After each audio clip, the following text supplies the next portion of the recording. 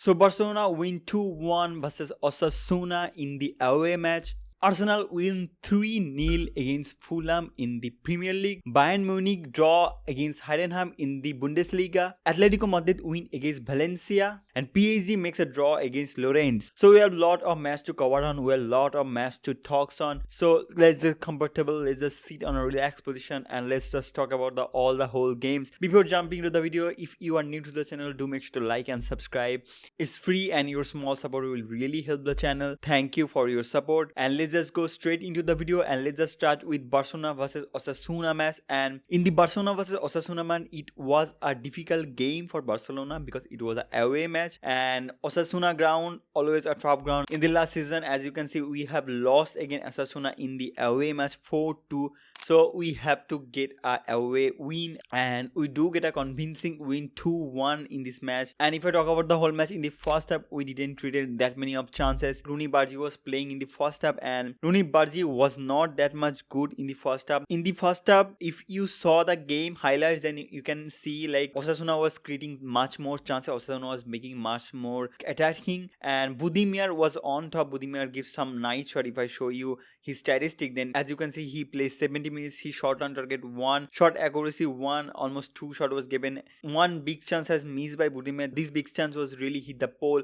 So Budimir is on top. And in the first half, if you see the match, then you can tell that Barcelona match was not going great. Barcelona was not creating that many of chances. And in the second half, Rashford came and Rashford was substituted for Rooney Bargi. Rooney Bargi was sent off and Rashford came, and Rashford playing was good.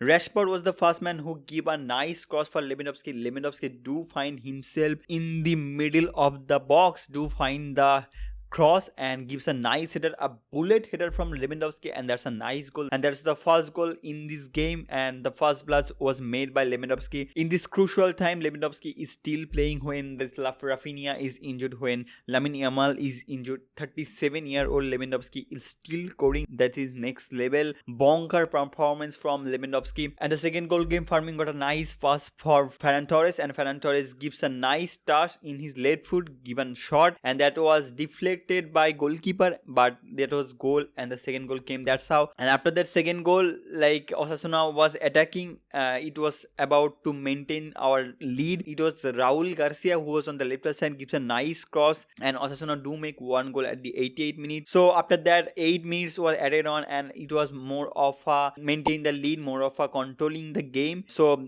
Barcelona did give a good job by controlling the game. If we see the statistic of the whole game, then as you can see, Barcelona was not that much effective in the first half. If I show you the statistic of the first half, as you can see, Barcelona position was 70% position, created 0.32 xg, almost similar to 0.22 xg by Osasuna. 6 shots have been given, 2 was on target, 0 big chance created in the first half. As I was talking about, first half was not good for Barcelona. And in the first half, like Osasuna created big chance, that was the Budimir chance that hit on the pole. 1 big chance missed, 3 shot on target. In the second half, as you can see, 7 shot was created, 3 big chance has created by Barcelona. So in the second half, Barcelona was more clinical. 1 big chance was missed. Overall, as you can see, Barcelona was maintaining 70% position and Osasuna was maintaining 30% position. 1.21 xg created, 2 goals scored, 13 total shot, 4 shot on target, 3 big chance created, 1 big chance missed. And in the Osasuna, 9 shot was target, 4 was shot on the target, 3 big chance created and 2 big chance missed. If I talk about the player performance in this match, then I have to say that Kubarsi game was on top. Kubarsi is making like big performance in the last match. As you can see, Kubarsi was performance so on top. If you didn't see the last match review, then you can see in my channel. And in this match, if I show you the statistic, 90 minutes have been played, touches 99 touches has been given, passes to the final third, 12 passes in the final third as a defender is like really massive. Defensive contribution 17, defensive contribution, tackles 3, last man tackle 1, nice clearance 12, headed clearance 10, interception 2, recoveries 4, on top performance, ground duels 3 on 3, aerial duels 2 on 4. Massive performance. As you can see, rating is telling that Kubarsi was on top in this match. Garcia performance was good. Garcia did save much more success. Garcia gave 3 saves. This 3 save was massive. If Garcia didn't give 3 saves, then obviously we are not winning this match. 1 goal considered, goal face 0.83, goal prevented minus 0.18. Some shot was prevented that was offside, so it wasn't count, but Garcia performance on top. And Garcia was given man of the match in this match. Martin performance was decent. Cancelo performance was decent also. Fermin Lopez played better performance than Olmo. Olmo performance was not that good if you see the match. Like, I have to talk about Olmo, that he has been signed by Barcelona 60 million after the Frenkie de Jong signing, that Olmo is the next big signing for Barcelona, but I haven't seen a convincing performance from Olmo, like not a top level performance, not a 60 million player performance from Olmo. Olmo performance was not so good. Pedri performance was good. Pedri was like making really good chances, dribbling well, giving some passes. If I show you the statistic, then 88 minutes played, accurate passes 97% accurate passes, chances created 2 chances has been created, touches 105 touches in the opposition box, 2 successful dribble, 1-on-1 successful dribble, accurate long balls 4-on-5. Nice performance from Pedri. You will not expect that one man will having a really nice performance, and that was Gabi, because after the injury of Gabi was not performing that well. I don't know why Hansi Flick was starting Gabi. I think he was planning to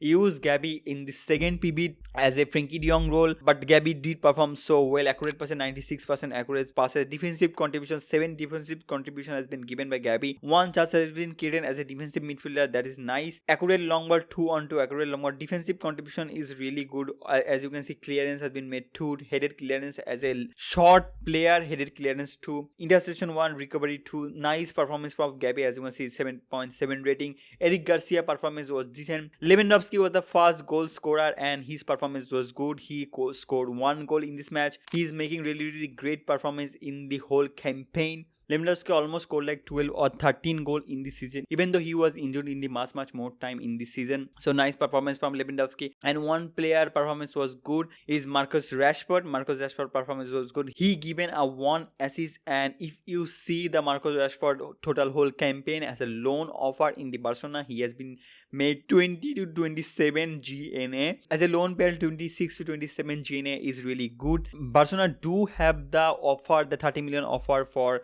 Rashford to get him, but I don't think so that Rashford will be like having a really good performance in terms of scoring, in terms of giving assists, in terms of GNA. He is still performing, he is impressive, but if you see the consistency, he is been lacking. It is a little bit to think that we need a consistent performance in our team. So I don't think Barcelona should go for Marcus Rashford for 30 million. I'll be wanting more of schedule drop from the Benfica for 20 to 25 million. That will be really good offer for me. If I talk about the Ferran Torres performance was good. His movement was really great in this match. He scored 1 goal, created too many chances, give 2 or 3 shots on the target. 1 shot was offside, but Ferran Torres performance was good. Ferran Torres, for me, he has been looking really impressive, really confident. His movement is really good, and I am looking to keep him in the next season so he can just do the backup role. If Osimhen came, that will be really good. So let's just see the table of the La Liga, and in the table of the La Liga, Barcelona is currently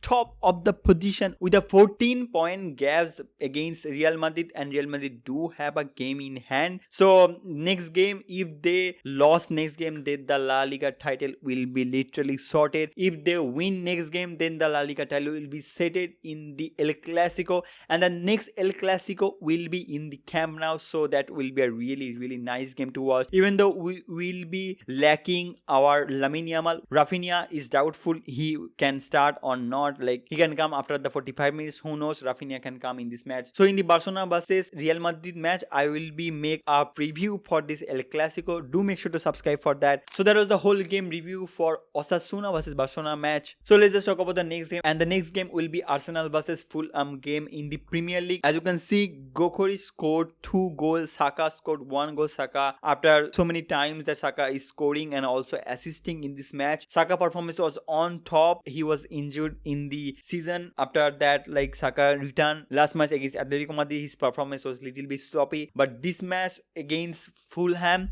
Saka performance was on top. Like, in the first, Saka like literally break the Robinson leg. If you see, like, dribble pass so nicely, wrong footed Robinson give a nice pass for Gokoris, gives a nice low cross, and Gokoris was on the middle. I don't know what the defense was Fulham doing. Gokoris gives a tap in. That's a nice goal from Gokoris. And the second goal came, it was Rice find Saka inside the middle of the box, and Saka gives a nice shot in the first bar, aiming, and Goalkeeper was thinking that ball will be going in the second bar, but it was in the first bar, so goalkeeper do not have any chance to save it. And the third goal came, and Tossard find himself in the 9th position inside the box in the first half and gives a nice cross. Gokoris gives a nice head, and that was the third goal for Arsenal in the first half. The first was almost like 48 minutes. The third goal came for Arsenal, and after the first half, like Arsenal was looking a little bit soppy as Arsenal got 3-goal lead, so it was more about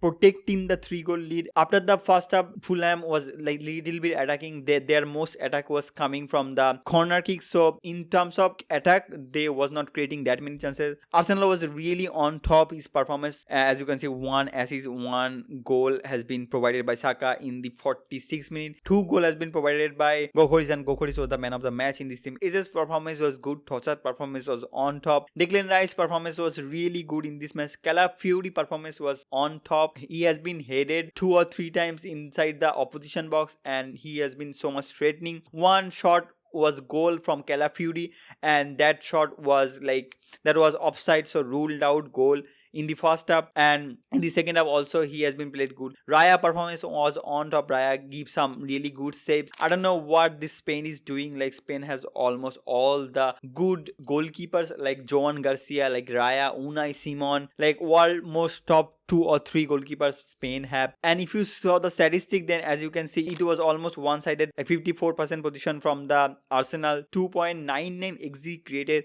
and 3 goals scored, almost equal goals scored by created XG. Total shot 18 shot, 9 was shot on target, 6 big chance created, 4 were big chance missed. Oh my god, even the 4 big chance missed. If Arsenal scored those 4 big chance, then the scoreline will be like 5-0, maybe 6-0. Nice performance from Arsenal. And as you can see, 0.43 XG created by Fulham. 10 was total shot, 1 was shot on target, big chance created 1, big chance missed 1. So literally a one-sided performance from this game. So let's just see the table time of the Premier League. So Arsenal is currently on the top of the league with the 35 games played. 76 points have made by Arsenal. In terms of goal difference, 41 goal difference. That is almost 4 goals ahead from Man City. And the Man City do have 2 games to play. And the Man City next 2 games will be against Everton and Brentford. And I am thinking, if you see the last couple of Man City performance, then I am expecting Man City to win that Everton and Brentford game. If Man City scored like both game 4 goals, then they can like be the top of the Premier League again. Like it is like end to end game. If the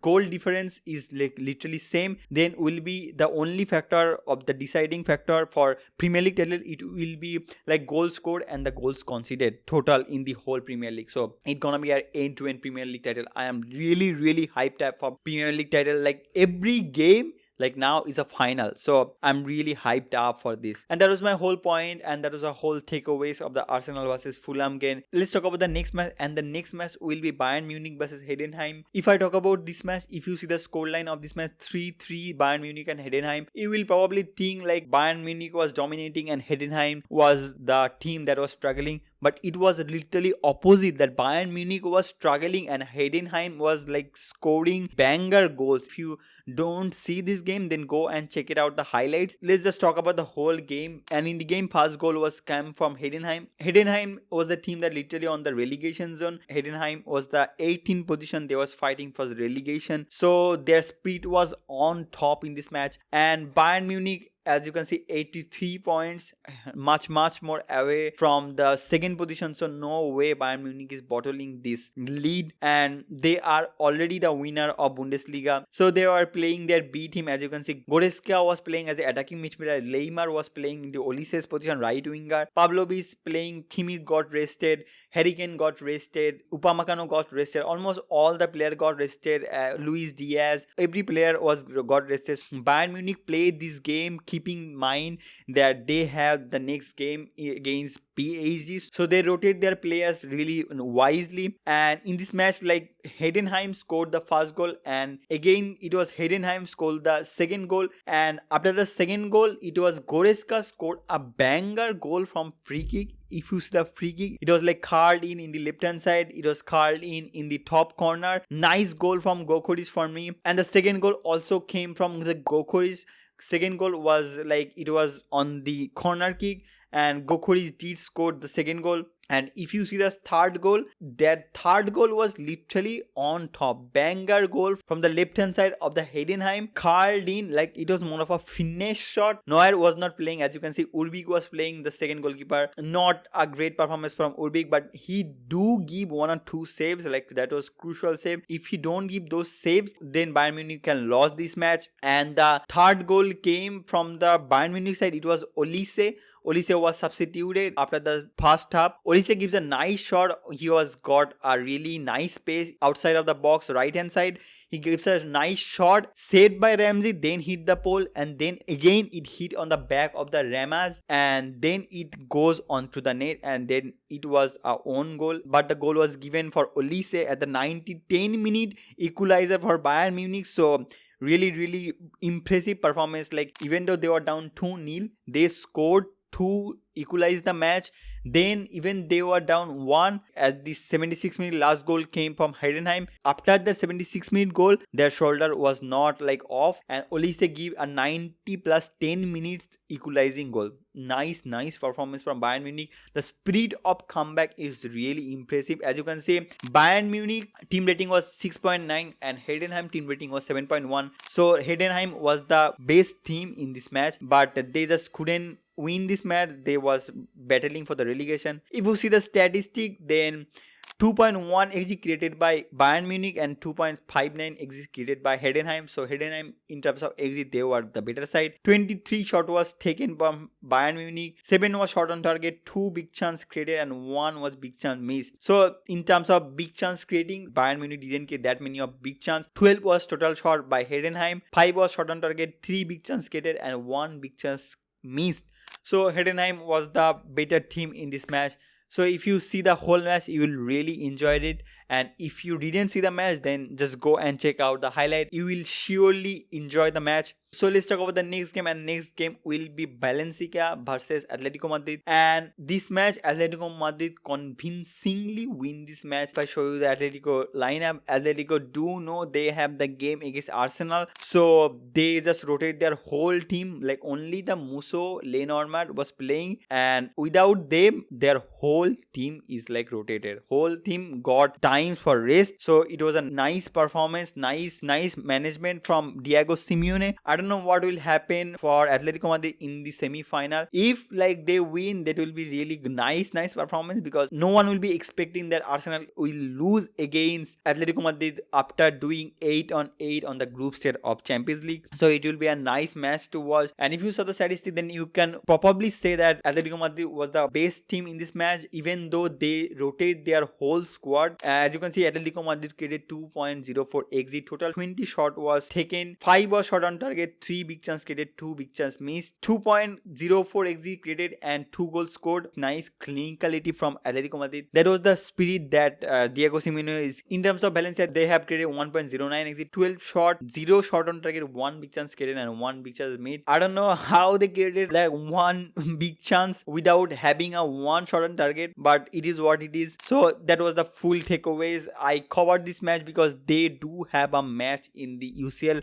So that's why I cover Atletico Madrid match, and I will be covering these big teams matches in the future videos. So let's talk about the next game, and the next game will be between PSG versus Lorient. And this game was really close match. Even though PSG was the team that was on top in this position, PSG was the team that created much more chances. If I talk about the match, then as you can see the setup, like almost all the first team player has got rested. Dembele, Kvaratskhelia, Fabian Ruiz was playing, so Vitinha got rested, Marquinhos got rested, Nuno Mendes, Hakimi was injured, so Hakimi was not playing, Mayulu was playing as a right back. So almost all the first team player got rested in the PSG match. And in the PSG match, it was a close game from PSG side. As you can see, 7.1 was the rating of the PSG team and 6.6 was the rating from Lorient team. They have been creating many chances. For me, like Desire Doué performance was on top, Barcola performance was good, Dro was playing, Dro got transferred from Barcelona in the PSG, so he was playing this match. Dro performance was decent, Mbaye performance was good, Fabian Ruiz performance was good. The first goal came by Mbaye and the second goal came by Zaire Emery in the second half.